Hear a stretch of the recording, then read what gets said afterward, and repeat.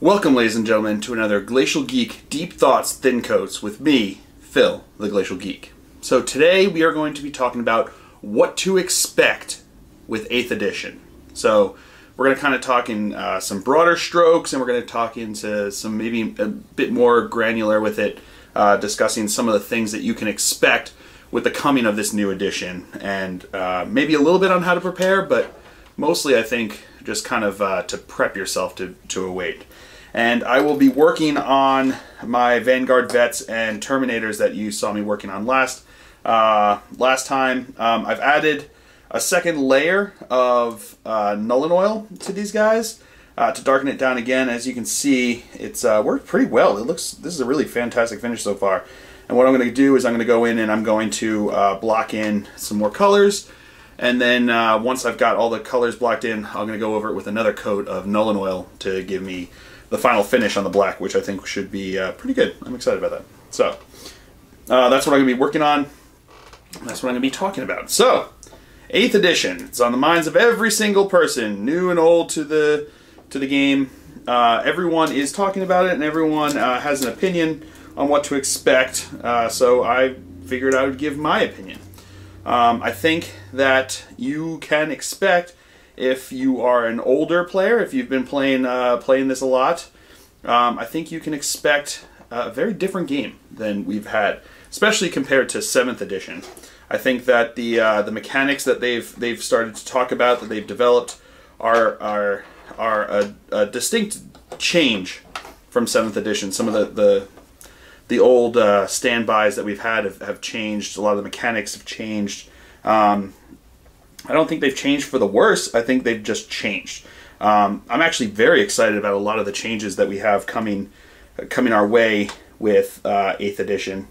I think they're going to provide us with a smoother game. I think they're going to provide us with a more streamlined game. I think there's a lot of people that are kind of calling for the sky falling at this point because of the changes and not being very happy, saying it's basically just Sigmar in space. But honestly, I think a lot of the mechanics that they've used, yeah, a lot of them are very similar to what they've had in AOS, but I've said it before, I would want them to. I wouldn't want them to save excellent D6-based skirmish mechanics just for Sigmar, simply to keep them different. I want them to provide 40K with the best game that it can possibly have. And I think that what they're doing is they're bringing over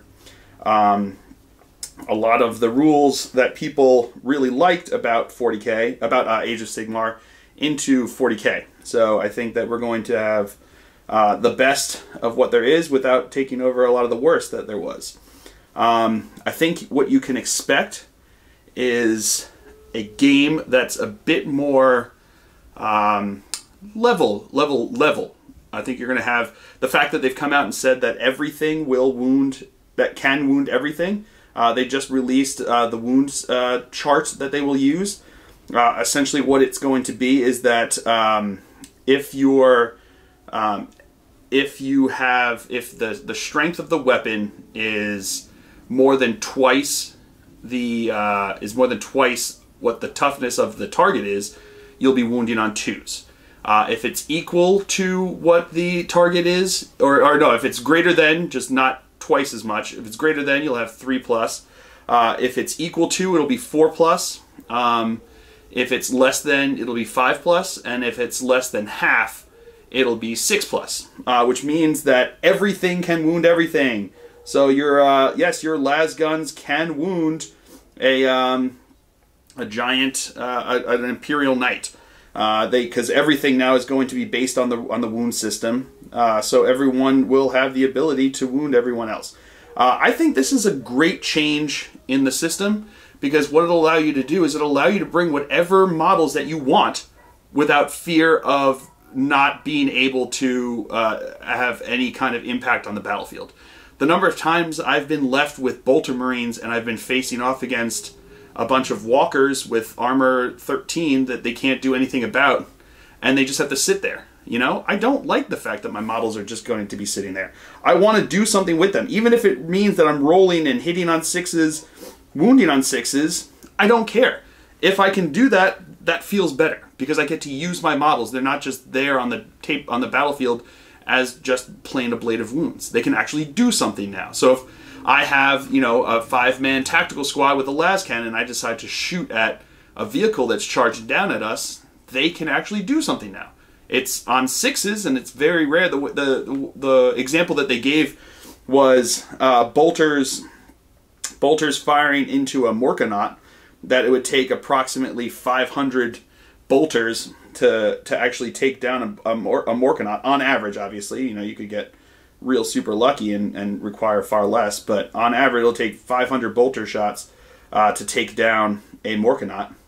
And with that in mind, I think that it's fine. If I've got a chance to throw some dice there, you know, and suddenly I get a lucky roll, it's exciting. You know, hoping for a lucky roll, hoping for some luck with the dice. I think it's a great part of this game is that you have those situations. You know, like snapshots in Overwatch. It's like, yeah, you know, I'm only hitting on 6s, but I could hit. You know, it's something that makes you think, and I think that's going to be a fantastic change that we're going to see in this system. So I think you're going to have a much more level playing field where people can bring what they want to bring without fear of them not working. So if a guard player wants to bring a whole bunch of las guns, they can, because they can do something. Maybe in massed fire, the dice might work in their favor this one time, and they might be able to take it down. You know, take down that big hulk that's coming towards them. And I think that kind of hope is going to lead to a much more diverse set of options, a more diverse set of army lists that you're going to see out there. You know, units on the board, and I think that's great for the game, and I think it's great for people getting into the game because they don't have to worry about the fact that they went out and bought these cool units that they were so excited to play, and now those don't do anything against their opponent. Now they can do something. They may not be super effective, you know, at this point, you know, melta-guns and las cannons are still going to be way better at taking down armor than will las guns, but they can do something. So I think that people getting into the game right now are going to have a much easier transition with that, where they can just bring whatever they want. You know, they may not win a game with only las guns, but they can actually do something and have fun and be playing the entire time, as opposed to just sitting there hoping that, you know, their opponent somehow kills themselves, as opposed to, you know, being able to take some kind of ownership in the situation. So with that, you know, I think that's going to be good. But along with that, they've also discussed now that, you know, each model is going to choose who it shoots at. You know, the old split fire where you could, you know, choose one other model that could shoot. Now everybody gets to choose and shoot at whomever they want, which I think is fantastic, because if that same tactical squad that I talked about with the las cannon and 4 bolter marines in there, if they were being charged down by a tank and a squad of other dude bros in front of them, the las cannon guy would choose to shoot the tank. And if I wanted to shoot the tank with the las cannon guy, as it is now, the rest of the guys would just have to sit there and watch as that squad of dude bros in front of them just kept charging at him, kept running at him without even taking a shot at them. But now I'm left with a situation where I can see that's going on. I can say, all right, well, my bolter marines are going to shoot at this squad of dude bros, and my las cannon is going to take a shot at that vehicle, which I think is great. You know, again, making my units more effective, making my units able to be used during a game, and I think all of that leads to a situation where I'm going to feel like I've got more of a tactical choice in the matter when I'm going in here, and I've got more of a say as to what happens, as opposed to kind of being stuck with circumstances, where if I want to try to handle that armor, I've got no choice but to have 4 bolter marines that can't do anything. They just sit by and watch because I want to use my las cannon on the armor. So I think with this change, we're going to see a lot more tactical decisions. I think you're going to see a lot more openness in unit composition, you know, because as it was now, I would only ever create Devastator squads that all had the same weapon so that they could all shoot at the same thing and all be effective at the same thing.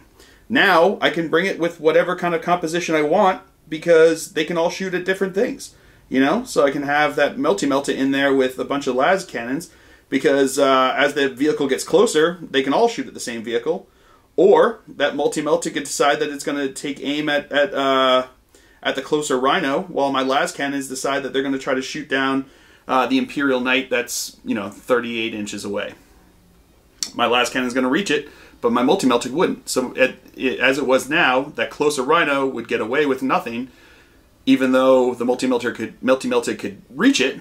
But now they get to take a pot shot at that Rhino, and I think that's going to add a lot to the game.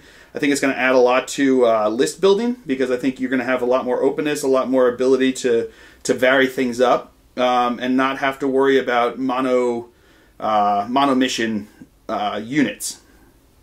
So I think now you can have units that are good at handling a whole lot of different things because they can all just decide to shoot at a whole lot of different things. So yeah, I think that's what you're gonna. I think that's going to add a lot to the games, both mechanics-wise and also just in list building and what you can expect things to come. All right, we're going to put that down right there. So yeah, so those are some more, I guess, granular things of what to expect. I think that this is going to be a perfect time to bring in new players. So if you've had a friend that hasn't wanted to get involved in the game, or it's just been you know, intimidated by the size of the rules tome, this is a perfect time to go tap them on the shoulder and say, hey, look, the game is going to be a lot more simple. The game's going to be a lot more playable. And I think this is a perfect time for you to get involved here because the fluff is going to stay the same, and all of the aesthetics and the wonderful models that we love in this game are going to be there in 8th edition. And we're all going to be able to play the armies that we still want to play. But the rule system is now going to be a lot more accessible to new players. And I think it's going to make it a lot more streamlined for older players being able to play, you know? And everyone's going to be at the same level of knowledge of how the system works, because no one's played 8th edition. Well, I guess there have been the playtesters, but most people haven't played 8th edition, so you don't have people like me who have played a whole lot of games in 7th edition that would know the rules a lot better than someone who hasn't been able to play it. Now everyone's at the same level where they don't know exactly how the system's going to go, so they're all in a learning process, and this is a perfect time for someone to come in new and learn how to play the game. You know, the standard mechanics of choosing models, shooting models, charging models, rolling dice is going to be the same, which is the fun part, which is why we decide to do what we do. But how all of that is affected and what you're looking for on those dice when you throw them is all going to be different now. And I think all of it is going to provide us with an awesome entry point. So I think you're going to see a lot more new players. But it's not going to bug you, you know? You're not going to have the situation where you've been playing for, you know, a gajillion years and you know how the system works, you know, inside and out. And you're now stuck with someone there that hasn't played before. And, you know, you're all going to be learning. So you can take someone who's never played before under your wing and teach them as you learn yourself. And you don't have that situation where you have to teach them how to play. You're both learning how to play together. And I think that's a great opportunity to that this new system provides us. You know, so I think you're going to see a lot more new players. I think you're going to see a lot more people more willing to bring in new players into the games. I think you're going to see a lot more new people showing up at stores because they're not going to be as intimidated if they know that everyone else is in the same boat as they are, trying to figure out how these new rules work and trying to figure out how the new system works and figure out how the new models work, how everything kind of comes together. We're all going to be in the same boat learning this together, and that's a perfect time to bring in new players, if I'm being quite frank. So yeah, that's kind of what I see going on with that. I think that 8th edition is it's going to have a lot of similar mechanics to Age of Sigmar from what we've seen, but only the good ones, the ones that every single player that's played Age of Sigmar has told me that they enjoy about the game. Those are the ones that they're carrying on, not the ones that people have issues with. The ones that people have issues with haven't kind of come over, which is, I think, pretty astounding. I think it's pretty wonderful that they made that they actually had that kind of the conscious choice to go with what worked and leave behind what didn't work. You know, because that's sometimes hard to do, because it's sometimes you're like, well, this is just the way the system is. And I feel like that's kind of what we saw a lot with the edition changes, you know, with 4th and 5th and 6th and 7th, was there were a lot of things that were in there that they're like, well, that's just the way it is. So what, you know, there's not much we can do to change that. And, you know, now they changed it, and I think they changed it for the better. I think we've been left with a situation where we're kind of left with you know, Sigmar Plus. We're left with a lot of the best parts of Age of Sigmar without having to deal with all of the things that we didn't like about it, that people didn't like about Age of Sigmar, which is fantastic. I think with 8th edition coming out the way it is, you're going to see a lot of more people playing both games, both systems.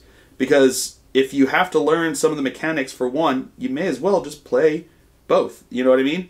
I think they're going to be similar enough, but tactically different enough that they'll be distinct games, you know, enjoyed individually. But the entry point for each of them is going to be lesser. So a lot of people who have already been playing Age of Sigmar but didn't want to pick up 40K because of the complexity of the rules can now pick up 8th edition and feel like they're starting off at a point where they have a bit more understanding. And I think that's fantastic. You know, the more players we get into the game, the better this community gets, and the better that this that our hobby gets. You know, the more people you have in there, the better. Because what they do is they bring fresh perspective, they bring a different way of viewing, they bring a different way of understanding, and they bring a different way of playing. And all of that creates a more enjoyable community and a more enjoyable kind of way of being. And I think that's something that we can look forward to, and I think it's something that we should look forward to with 8th edition. I think coming with 8th edition, you're going to see a lot more emphasis on the narrative aspect of the game. You know, 7th edition, they tried to have a lot of emphasis on the narrative aspect, like when they're bringing out the Gathering Storm or any of the other, you know, the Curse of the Wolfen. There was a big emphasis on the narrative situation that you've got. But I think with this one, with them having like an explicit narrative gameplay system, you're going to see a big push for that. So I think you're going to see campaign books coming out telling a story that you get to play through with rules on how to actually play through the game. You know, I know that the newer ones the newer books that they came out with, they had those missions and they had those ways of playing it. But honestly, I didn't see a whole lot of people playing that. Now, it may just be in my community that, you know, your community may have all, you know, earnestly went into playing all of the different missions that came out in each of the books. But I think there's going to be an emphasis on that. I think every book that comes out is going to have those missions. I think you're going to see those missions coming out even in the codexes when they eventually start coming out. I think you're going to see them. I think you're going to see a lot more campaign books. I think that's how you're going to see changes in the rules, changes in because this new system is meant to be a bit more of a living system than were any of the other systems that we've had so far. So you're going to see changes that are going to be happening a bit more frequently. We're not going to have to wait years for the system to catch up to where where people have already said that they want the things to change and be. So I think it's going to be a fantastic. I think it's going to be a fantastic run, and I think it's going to be fun to see how those different mechanics actually affect the gameplay and affect how the system builds and develops. So I think that's what you kind of have to expect with that.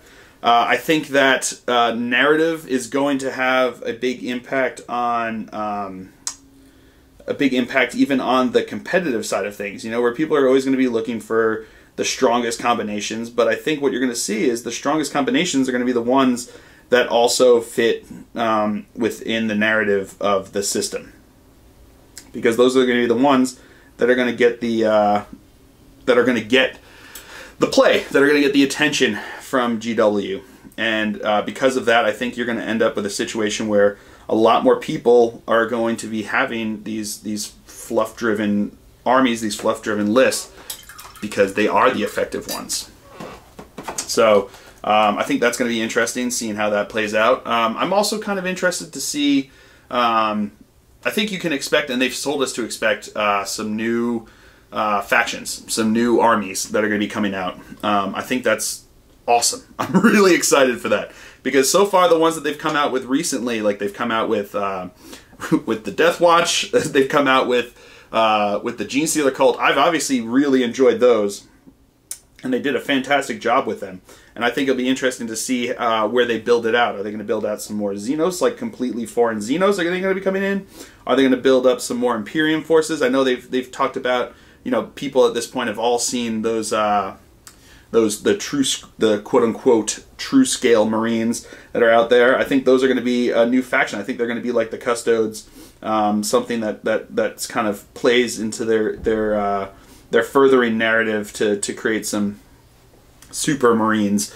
I don't think they're going to be a new size of basic, you know, tactical Marine. I think it's going to be like a completely new army. So that should be interesting to see how those come out. I like when they come out with new stuff, because I think new stuff creates a wider variety of armies that are out there. And the wider the variety of armies out there, the more fun it is, you know, because if you play the same army over and over again, it's not as much fun. You know, you can choose an army to build and play from yourself with the same army over and over again, but it's fun to play other people's new and different armies. It creates an environment where you're exploring, and you get to challenge your army with different tactics, and you get to challenge your army with different, you know, with just different opponents. Not necessarily the player opponent, but with the army opponent. You know what I mean? Like when I go into a battle with an orc army, I go into it with a far different consideration and understanding than if I go into a battle with Tau, or if I go into battle with another Space Marine army. You know, it creates a different way of thinking, and if you have new factions and new races that are coming out, you're going to have even more of that. And I think that's a big part of the fun for of actually physically gaming for me is trying to understand the enemy and understand what the new factions are, or the different factions are doing. And this will give us the opportunity to have completely new ones to try to figure out and play with. And who knows, maybe they'll end up being the next thing that you collect, you know? The Death Watch and the Gene Stealer cults really caught a nerve with me. You know, I'd been looking at starting a different army. I'd been thinking about doing Tyranids, but I didn't want to do giant bug boys. I like the Gene Stealers, so I thought, all right, well, if I have to do another army. At that point, I'd been playing a lot of Dark Angels, and people on the channel were noticing, and they're saying, hey, all you do is Dark Angels. I love them, but I would love to see some other stuff. And I was like, all right, maybe it's time to start a new army. So I was thinking about doing I bought the Death. Oh, what is it? The Death Wind? What was that? The box set that came with the Blood Angels and the Tyranids. I bought one of those, and I split it with a friend who was doing Blood Angels, or Flesh Tears, I should say. And we kind of just split it. So he took all of my Blood Angel stuff, and I took all of his Tyranid stuff. And I thought, all right, well, I'm just going to do some Tyranids with a Gene Stealer emphasis. So I was pretty stoked about the new Broodlord that they had in there, the Spawn of Cryptus. So I thought, this is what I'm going to do. But when they came out with the Gene Stealer cult, that instantly grabbed me, and I knew that was the aesthetic and the story and the kind of thing that I wanted to do.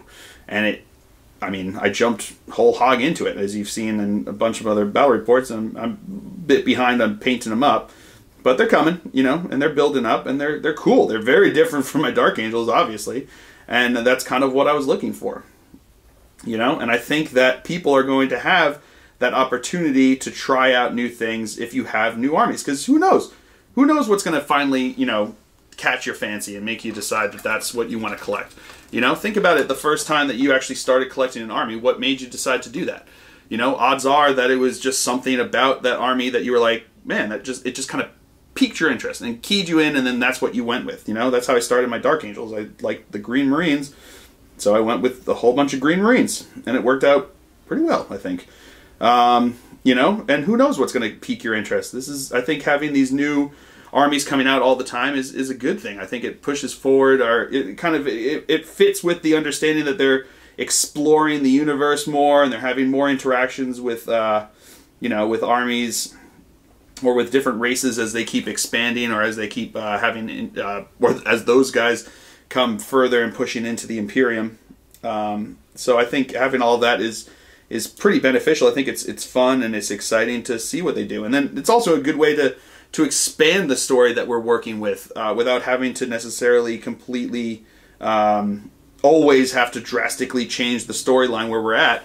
If you have new factions that come in, you can tell their story, and that pushes forward the narrative, changes the narrative a bit without having to completely answer all of the questions that are out there. Because sometimes not having the answer is a lot of fun, because you get to make the answer yourself.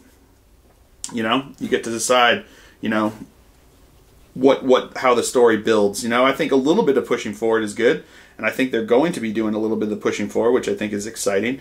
But they don't have to answer everything. They don't have to leave us with, that's not the only avenue that they have to explore. If you start adding in new factions, if you start adding in new armies for them to explore narratively, to show their impact on the world or the universe as it keeps happening.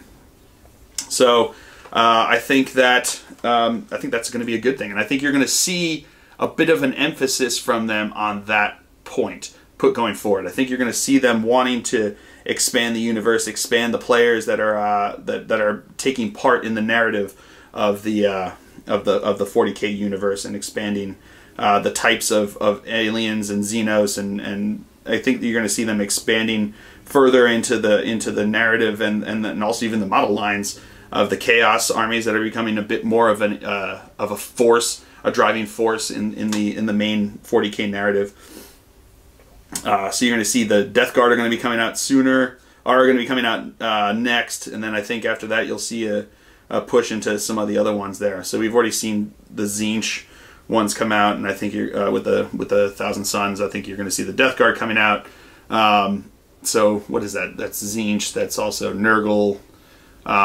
You know, you've seen some Khorne, but I think they could push it forward. You know, let's see what happens there with, you know, with Karn the Betrayer. That'd be kind of cool to see what he's doing now with everything that's going on in the universe. So I would imagine that would be coming out eventually. They just came out with that new Karn model, so maybe just expand it with some new blood, some Khorne Berserkers, things like that. I think it'd be kind of interesting. I guess they had the Demonkin. I guess they already had the Demonkin, the Khorne Demonkin. So I guess maybe they've kind of expanded with that. But I guess maybe with the new system, they're going to come out with some ways to run Karn the Betrayer with the Khorne Demonkin, because you couldn't really do that, I don't think. I thought I remember seeing people complain about the fact that, you know, you have these Khorne Demonkin and suddenly you don't have your Khorne Berserkers or your current Khorne, or the big boy from Khorne being able to do his stuff.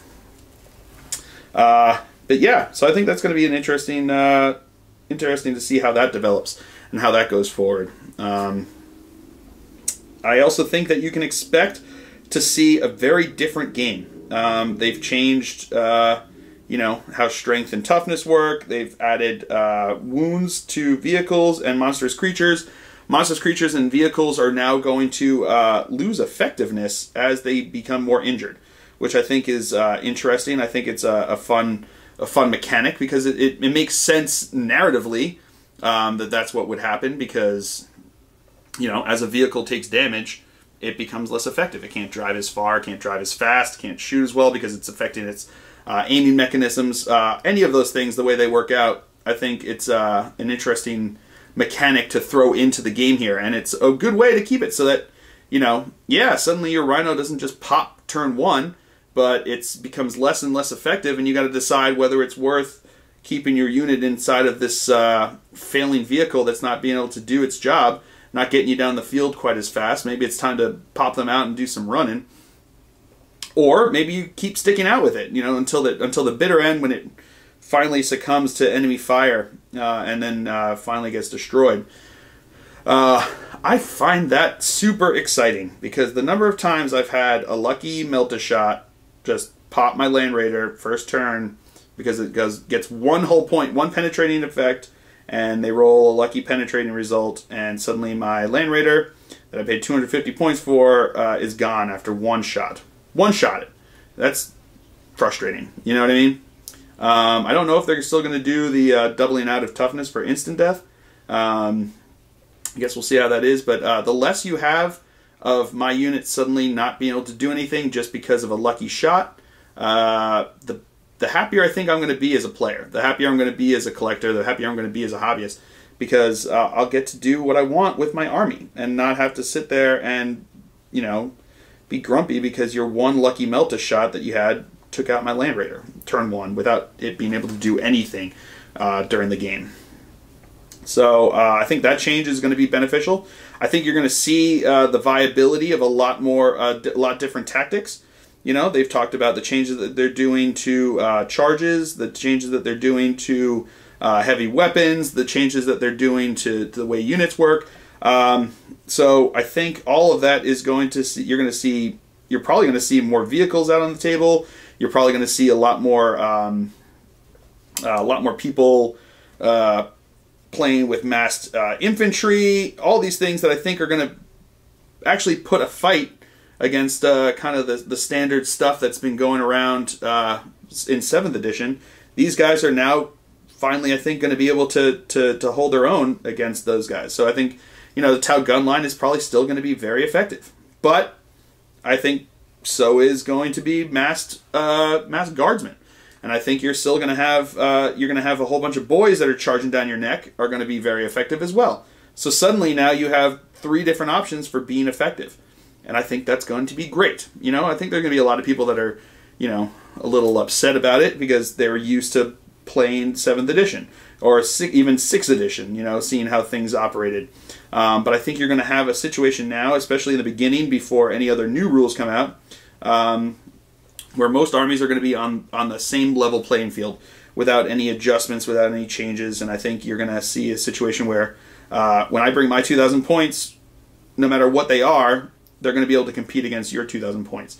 And you're going to have a fun game. And I think that's the point. You know, I think it's, yeah, it might make it more difficult for a lot of like the seriously competitive players who want to have, you know, the edge because of what list they bring. But I think for the average player out there, it's going to be a wonderful thing because now suddenly they can play whatever they want and still think that and still know that they're going to have a good game regardless of what their opponent brings. So, you know, there will probably still be times when hard counters are going to occur, but they won't be, I don't think, as detrimentally effective as they used to be. Because, you know, it used to be a time when, you know, if I brought a whole bunch of high-powered weapons and you brought just a boatload of dude bros, I mean, if you brought a bunch of demons and I had a bunch of grav, I wasn't going to be able to do anything and I was going to hurt. But now, because I can choose to shoot things at different targets, so suddenly my grav can now focus on, you know, the few guys that have power armor in your army, and the rest of my bolter guys can try to take out, you know, your regular dude bros that don't have any armor. I think that's going to be fun. I think that's going to be exciting, and I think the fact that, you know, that armies are going to be able to operate at the same level is going to create a lot of parity in the game, and I think that parity is going to result in an increase in fun. I really do think it's going to increase the fun.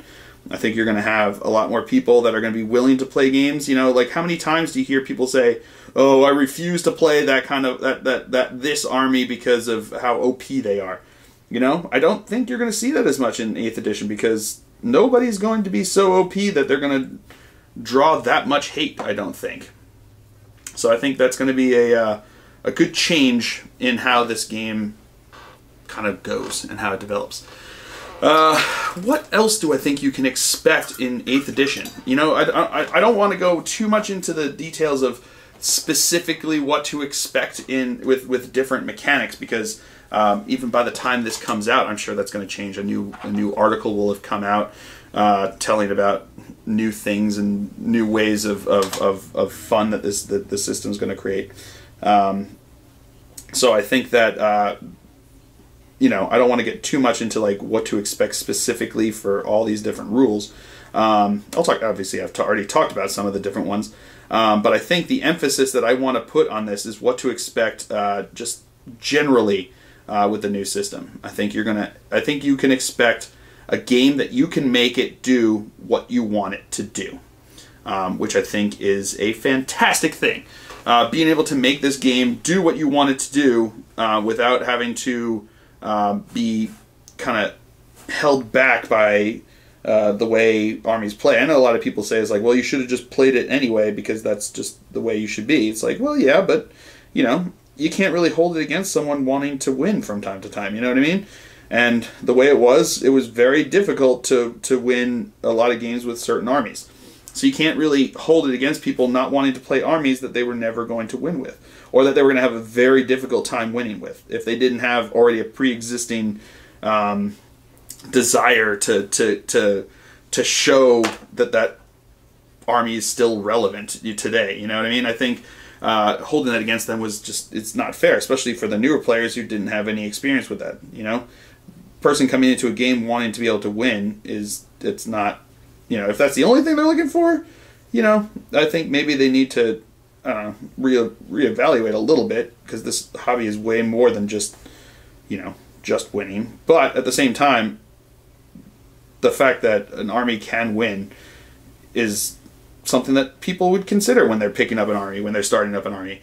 And I think with 8th edition coming out, you're going to have a lot more people that can play a lot more armies and still have them be effective, you know, and still have them be fun to play and learn with, you know, because if someone decided that they wanted to start 7th edition and they were really excited about playing, you know, a bunch of boys in orcs, they were going to have a tough time, especially if they don't know what they're doing with them in the game. So they would have had a tough time, and it's hard to keep up enthusiasm if you keep getting your butt stomped over and over again. The new system, I think, is going to allow that guy who wants to play all those boys to be able to come in. You know, I think they're going to be able to play a game, and I think they're going to have a chance at winning, which is all you can expect. You know, I don't want anyone to guarantee a win based upon the army that they choose. I would rather it just be a possibility. And as long as it's always a possibility for all the different armies, I think you're going to be left with the ideal situation for a game to be.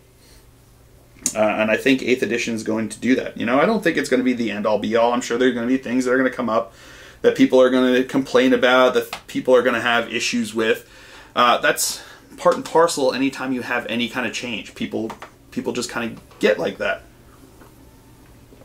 So I don't think that this is going to be the, you know, panacea to all of our wargaming problems.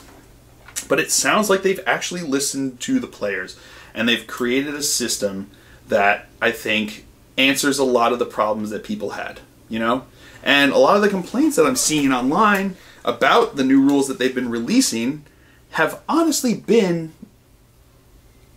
people being upset that they can't exploit things that they exploited in 7th edition. You know, I see people complaining about the fact that their endless summoning of demons is no longer going to be viable. I've played against endless summoning of demons, and it's not a lot of fun to play against. You know, yeah, you could probably win a lot of games by doing it, but it wasn't a lot of fun to play against. And in the end, as game designers, their interest isn't just in how can I make it so that you can be the best at this game. Their interest as game designers is how can I make a fun game for both players on this game. And I think that 8th edition is doing that. I think 8th edition is creating a system that allows people to have fun and remain in the game. So, you know, yeah, it would have been, it probably was fun in 7th edition to be able to run 5 knights against your friends, you know, blob guardsmen and just stomp all over them as they couldn't do anything against you. You know, because trouncing people can sometimes be fun. I don't enjoy it, but you know, you would win a lot. So now suddenly your friend's, you know, 1,000 guardsmen that he has on the table can do something against your knight. And yeah, I can see you being a little reticent about that. But understand where that reticence coming from and see where it's coming from and understand where it's coming from. That you're reticent isn't because the system's no longer going to be fun. It's that it's, you know, going to change things. So it's making it a bit more parity, variety in the game, so that your friend's guard's army is suddenly going to have a viable, can actually do something against you. You know what I mean? And I think that's going to make it for a fun game for everybody on both sides. And I think your fear at that point is that you can't just do the same thing you've been doing in 7th edition. You know? And yeah, I don't think you will. I don't think there are going to be many... I don't think that you're going to be able to do the exact same thing with your armies in 8th edition that you can in 7th. I know they keep saying that you can play your armies, you can always do it. It's like, yeah, you probably can. I don't think it's going to be as effective as it was. You know what I mean? I don't think that Skyhammer, for instance, I'm sure you can run a list with 2 assault squads and 2 devastator squads dropping in, and maybe with command points be able to get them in first turn. But I don't think that it's going to be quite as effective without all those special rules. And, you know, maybe there's ways to get some of those special rules, but I don't think it's going to be as easy to make that work. You know? And I think because of that, you're going to probably just end up moving towards different styles of play, which I think is a good thing. I think it's something that's beneficial for the hobby. I think it's something that's beneficial for the game. I think it's something that is, you know, beneficial for all the players. That suddenly everyone is kind of back at square one, looking for the game that they like to play, and the way that they like to play it. So that you know, no longer are you going to go into a tournament and run up against the same list 3 times in a row. You're going to now have like a whole lot of viable different options that you're probably going to run into. And you're going to have to be able to respond to all of them, which is going to take a lot more thinking, a lot more tactical gameplay, and a lot more practice to be able to respond to all that. So, you know, the game, you know, back in you know, with 7th edition, if you had all the models and you just kept swarming your enemy with summoned demons, odds are, regardless of the amount of practice you have with that list, you could probably do pretty well, you know. And I know ones who had more experience with the list could do even better, but I think you could do pretty well with that list, regardless of how much experience you had, you know. And I think now experience and the ability to practice and think about what it is that you're doing is going to make a bigger impact on the game than it was in 7th edition, where honestly there were a lot of times at the beginning of the game when you would see the 2 lists and you'd be like, well, GG, you know, there's not much I can do about this. And that's not fun. That's not fun to run into. That's not fun to kind of be across there. Even if you're the guy that has the list that's going to be impossible for your opponent to beat, that's not fun. You know, you just have to kind of go through the motions of the game until you finally do beat them, either table them or whatever it is that you're attempting to do. And at that point, your only joy is the fact that you got to win. You're not actually enjoying the game. You're enjoying a win. And that's, I mean, that's not what you should be doing. That's not, I don't want to say what you should be doing. It's not really what the game was designed to be. It's not designed to be just get a win. It's designed to be fun. It's designed to be a game. It's designed to be an experience that you can share with you and your opponent, you know, battling it out on the tabletop. And I think you're going to have a lot more situations where people are going to be able to hold their own. You know what I mean? I think at the end, the better player is probably going to win, dependent upon, obviously, how much the dice decide to cooperate. But you're going to end up with situations where it's going to be the better player wins, not the person with the best list wins. And, you know, there's a lot of people say it's like, well, you know, list building is part of the getting good. And it's true, that's true, but, you know, reading an internet forum shouldn't just be part of what getting good is. I think that this is going to force people to build lists to their strengths, to how they like to play the game. I think this is going to force people to think about their lists and think about how their lists are going to interact on the table against a whole plethora of opponents, and try to figure out, you know, what it is that they're going to have to do. And yeah, it's going to require a lot of thinking, and it's going to require a lot of kind of crunching lists and figuring out what's going to do best for you, or just trying to figure out how to build a list that's going to work for what you want it to do. And yeah, you're going to have to do that now. You know, you can't just go back to the same old list. And sure, they're going to be internet lists that people are going to put up there that people are going to kind of flock to. But I don't think you're going to have internet lists that are going to be dominant. I don't think you're going to have the, you know, the Barkstar list that you see the exact same list over and over again at the exact same tournaments doing the exact same thing.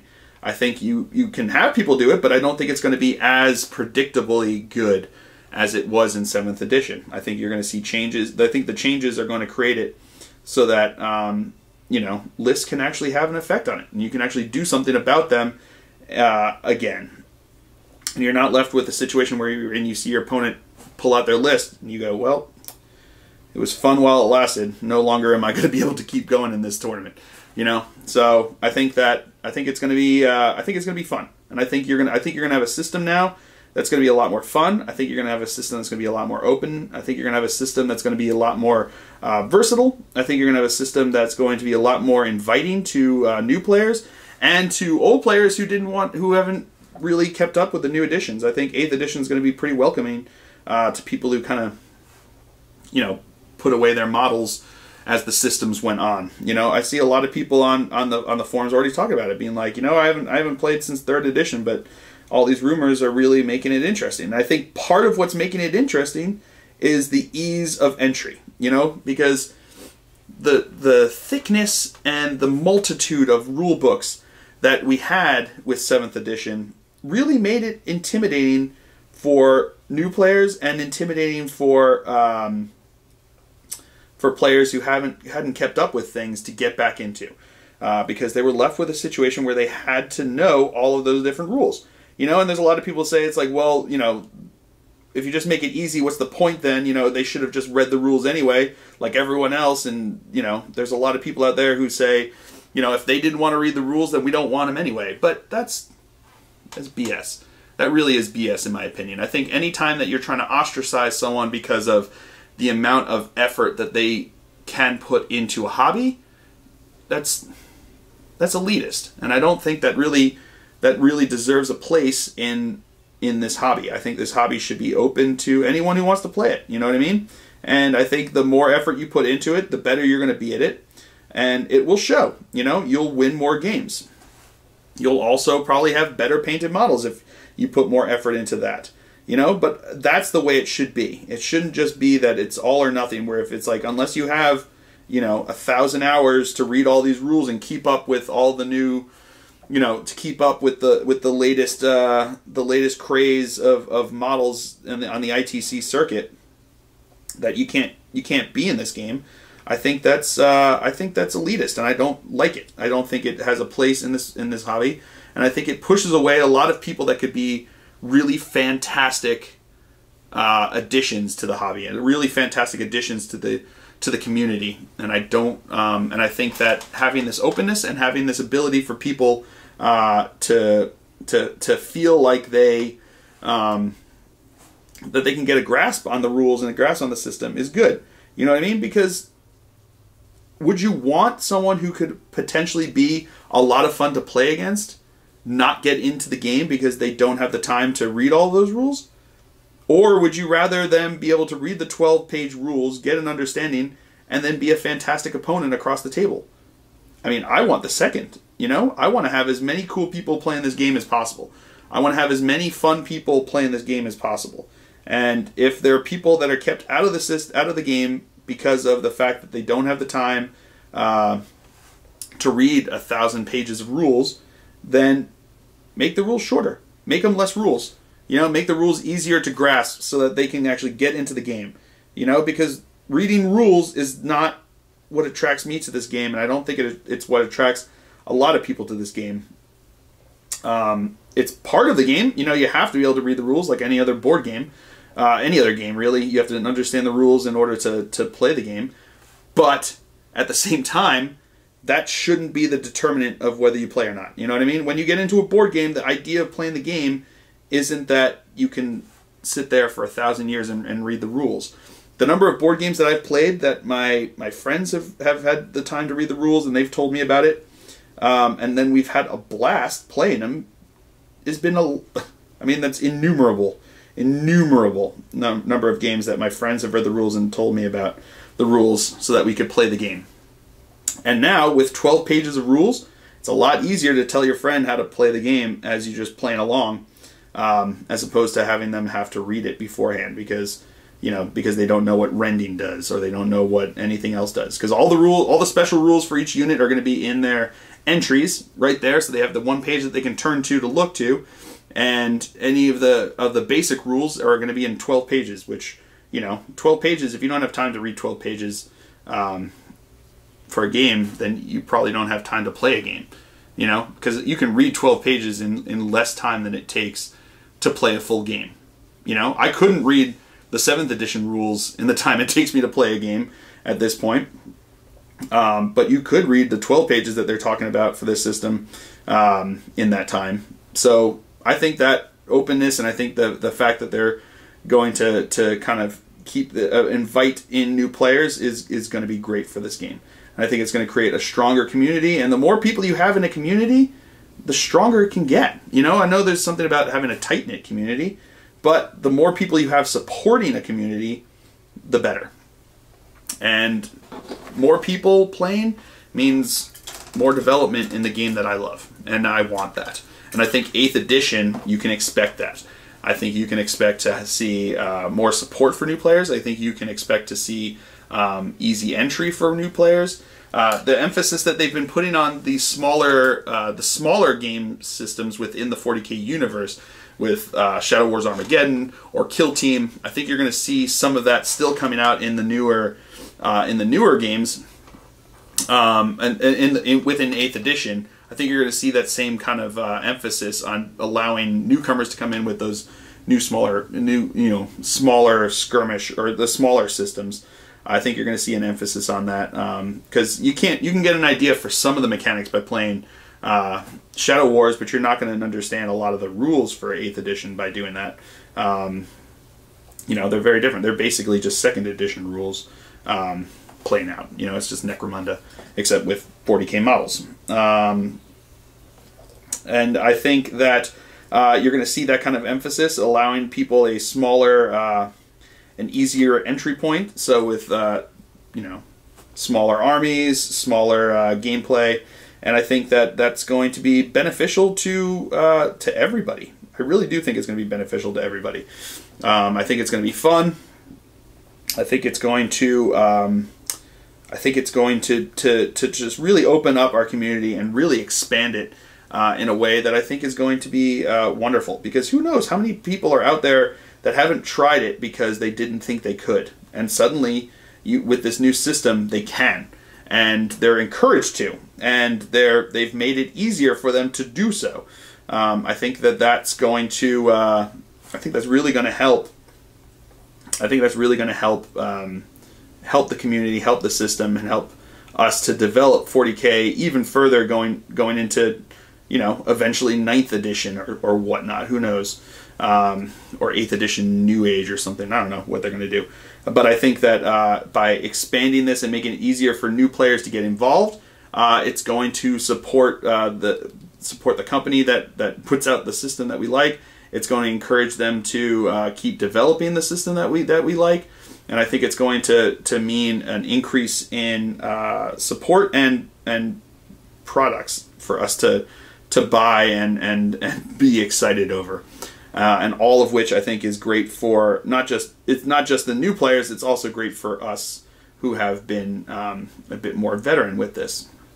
So I think that's what 8th edition, I feel like what you can expect with 8th edition is kind of a watershed change in Warhammer 40K. Like people talk about the big change over from 2nd edition, like once they changed into 3rd edition, how crazy it was, and the fact that all the codexes were no longer around, and the game didn't die. You know what I mean? And the game didn't go away. The players didn't go away. You may have lost some players, but you didn't lose all of them. And I think that's that's pretty key to understand that this isn't the first time we've had a major shed change in the game. And when you look at what happened when it did go change last time, you lost some players, and you have some people even today that say that they still play 2nd edition because they think it's the best edition, which is fine. They can do that all they want. GW doesn't come by and collect your books. make you turn in your 7th edition codex in order to, or your 7th edition rulebook in order to play. But yeah, you know, you're going to end up becoming a Garage Hammer guy at that point, because the stores are not going to be supporting it with tournament play or anything like that. But you know, you can play it if you really hate the new changes. And there are going to be people who really don't want to learn a new system. And that's what it comes down to, is that it's people who don't want to learn a new system, because the old system, because 8th edition so far hasn't done anything to invalidate anybody's armies. It hasn't done anything, you know, they've come out and said it 1,000 times. Every army is going to be supported that's already out there. And then they're going to have new ones. You know what I mean? And I think that all the models are going to have rules, and you're going to be able to play whatever you want to play. So it's not a matter of you're no longer being able to have an army anymore. You're going to be able to have an army, and you're going to be able to play with it. I think that you're going to end up with a lot more people. You're going to have some people that just don't want to learn the new system, or for whatever reason are just not happy with the fact that it changed. And yeah, change usually ends up having dissenters simply because it's change. For no other reason than it's change. And, you know, there's not much you can do about that. If people don't want change whatsoever, then anything they came out with in 8th edition was not going to make them happy. You know, they were never going to have a happy experience with 8th edition, regardless of what they did. And I think that with that in mind, you're going to have a new system that, yeah, some people are probably going to be left behind, but out of their choice, because they're you know, their army's still affected. Their army is still allowed. Their army can still be played with all the models that they have. You know, they may not be able to play exactly the way they did in 7th edition, but you know, anytime there's a change, you can't play. You know, talk to my Terminators that have sat mostly in the box when we changed from the 6th edition codex to the 7th edition codex with the Dark Angels. You know, armies change, armies vary, and you kind of have to roll with the punches with that happening. And I think that if you're not ready to roll with the punches, no matter what the changes were, you were never going to be happy with it. And I mean, it's a shame, but it's a reality of what's going on. And I think a lot of the complaints that I'm seeing now are complaints about change versus specifics of what has changed. And I think with that fact, if you look at it like that and you look at the complaints that you're seeing, I think if you're willing to give it a shot and you're willing to be open to the fact that, yeah, it's going to be a different game, yeah, it's going to play differently, if you're willing to give that a shot and you're willing to kind of roll with those punches, then yeah, there's nothing to fear with 8th edition coming out. I don't think you're going to see an invalidation. I don't think you're going to see a boring game. You're not going to see a game that people can no longer enjoy. I think you're going to see a game that, in fact, I think a lot more people can enjoy, both new and old. So that's kind of my thoughts as of right now of what you can expect with 8th edition. I think it's going to be fun. I'm still, you know, firmly aboard the hype train right now of 8th edition, waiting for it to come out. You know, I've seen a lot of people that complain about, you know, the fact that GW is taking their time with this release. A lot of people are complaining about the fact that they keep releasing the information in small little tidbits as opposed to just releasing it. But the other option was that we wouldn't have heard the official release for 8th edition coming out until, you know, what, early to mid-June, right before it actually came out, when they would come out with a pre-order. And you would have had zero information coming out. You would have had zero knowledge, zero ways to prepare, zero ways to look and be excited about the way your army is going to interact. There's nothing that you could have done with any of that, because all of that would have been handled by just handled by GW, and they would have released it whenever they wanted to release the new system, and you would have been completely off guard, and you would have been completely at the whim of them and whatever they wanted to do.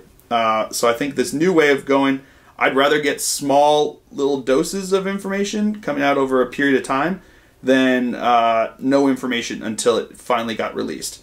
So I don't know. I think it's exciting. I think it's fun to kind of every little bit of information that comes out, be able to look at it and think about how that's going to affect my army, and think about how that's going to change things, and think about how I want to run things differently. You know, at this point I haven't really come up with any solid ideas of how I want to run different forces, and obviously we haven't seen any all of the force org charts that have come out, that are going to come out with it, but I still think it's fun to think about it. I still think it's fun to kind of contemplate about the various changes that we could see coming and how it's going to affect the different armies, you know, and I can be excited about maybe possibly getting to use my Terminators again in competitive play. I think that's going to be fun.